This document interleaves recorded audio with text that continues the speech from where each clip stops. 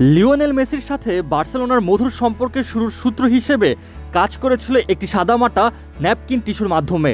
যদিও গল্পটা বেশ অতীত, কিন্তু এই শতাব্দীর শুরুর অতীতটা যে এবার নতুন করে আরেকটি গল্প লিখতে যাচ্ছে। নিলামে উঠতে যাচ্ছে সেই ন্যাপকিন টিস্যুটি, যে টিস্যুতে কিনা মেসি এবং তার সাবেক ক্লাব এফসি বার্সেলোনার সাথে প্রথম চুক্তি হয়েছিল। 2000 সালের সেই 14 ডিসেম্বর মেসির সাথে বার্সেলোনার চুক্তি ঠিক আকস্মিকভাবেই হয়েছিল।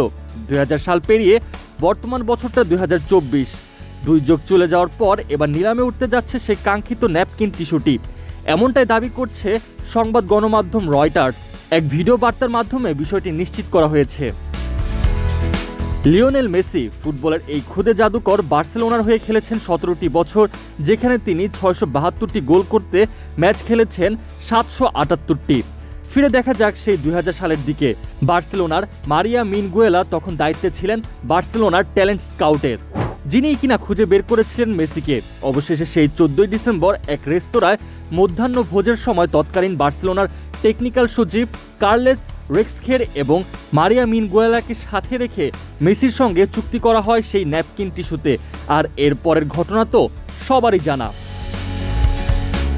বলে রাখা ভালো, এই টিস্যুটি এতদিন রাখা হয়েছিল বার্সেলোনার মিউজিয়ামে।